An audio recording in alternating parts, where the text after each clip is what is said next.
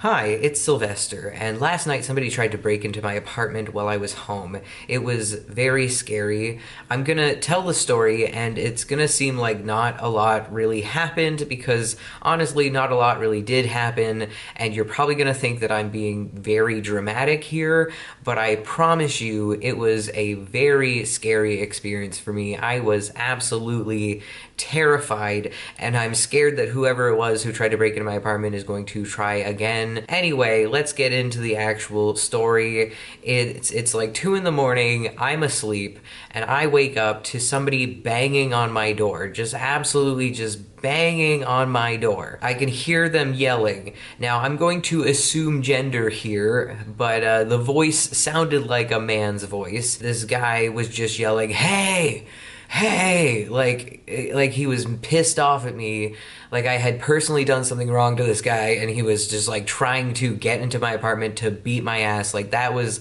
the first thing that came to mind, and I was thinking in my head, like, who have I pissed off? Who might this be? Why would somebody be here knocking on my door at? And I had just woken up, so I didn't know it was 2 o'clock in the morning. I found out later when I got up and looked at my phone, but I was thinking like it's the middle of the night. Why would anybody be banging on my door in the middle of the night? So I was very confused and instantly very scared because it sounded like this person really, really wanted into my apartment. And again, it sounded like they were very angry. And then they started, trying to open the door, just like banging on the door and then trying to open the door and then banging on it some more. And I was terrified that the lock was going to give and that the door was going to open. Like, I didn't know what they would do when they got inside. So I was absolutely terrified and I was just frozen. My fight, flight, or freeze instinct kicked in and I chose freeze. I mean, it wasn't really a choice.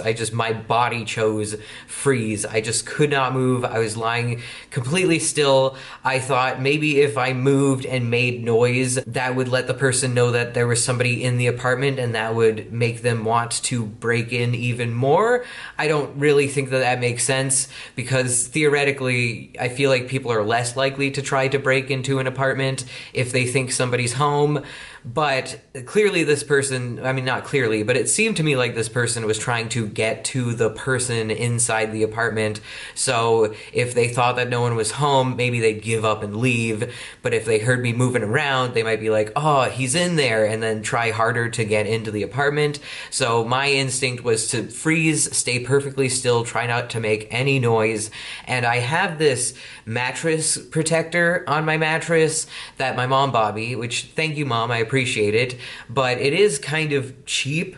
And I'm not saying that it didn't cost a lot because, again, my mom bought it for me, so I don't know how much she paid for it. It's cheap in that it's like, it's not super high quality and it's kind of like crinkly. So if I move at all on my mattress, it makes very loud crinkly noises. So I was trying to stay very still so that I wouldn't move and cause a crinkle and have them hear me.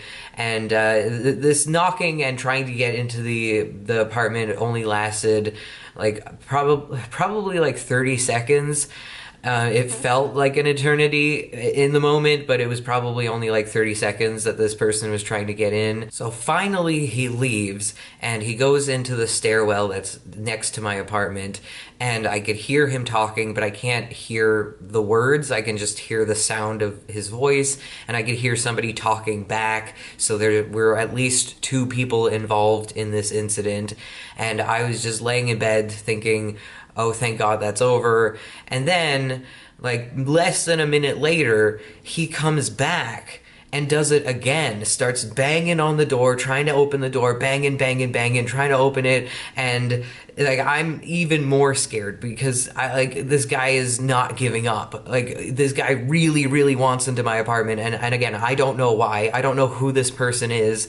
And here's something you may know about me. In 2013, I was actually kidnapped by a guy who claimed to be a member of a gang. He claimed to have connections to the Hells Angels, and he always said that if I got away from him, he would either come after me himself or he would send somebody after me.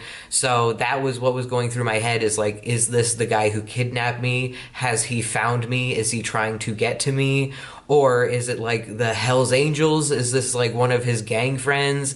Like, there was definitely a part of me that And you know, I don't actually think that the guy who kidnapped me was a gang member. I don't actually think that he had connections to the Hells Angels. I think he was just lying to scare me so that I would do what he wanted me to do.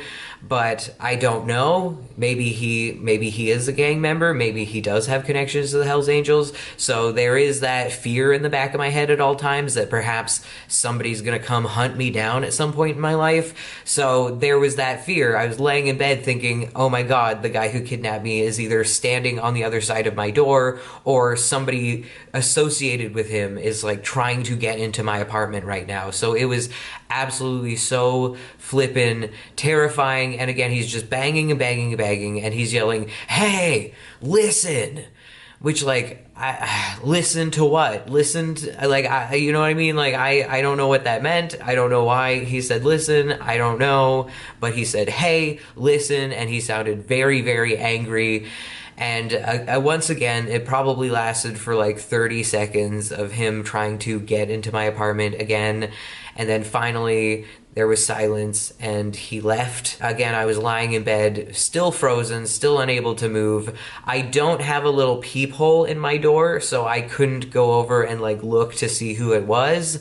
And I was like frozen, you know, I was too scared to move, so I probably wouldn't have done that even if I could, because it would be terrifying to be looking through a peephole as somebody's actively trying to break your door down, you know? Like, I didn't want to go anywhere near the door. I wanted to be as far away from the door as possible in case that thing burst open and this guy just came in, because again, I don't know what he wanted from me. I don't know what he was going to do if and when he came in.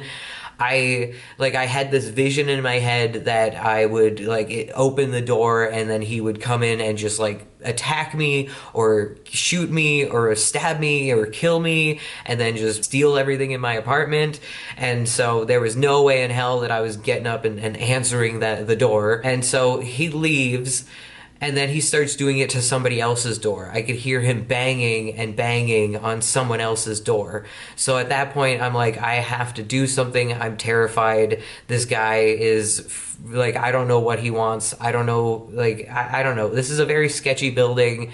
So there's a possibility that he was just on some heavy drugs and was just like out of his mind. Tripping balls or something. Like, I don't know. Again, I don't know what he wanted. I don't know what his intentions were if he were to get into my apartment or somebody else's apartment, but I wasn't willing to find out. And so I did the only thing that I thought I could do in that moment, which is call the police. And so I called the police. I told them what was happening. By the time I was done with the phone call, the hallway was silent and he and his friend had presumably left. And again, I don't know how many of them there were, again, because I heard him talking and I heard another voice, but there may have been a third voice. I'm not entirely sure because it was muffled because they were in the stairwell when they were talking, I think. So anyways, I called the police. And then I just tried to go back to bed because there was nothing else I really could do. But it was absolutely terrifying, and suffice it to say, I didn't get a lot of good sleep last night. So I'm a little tired.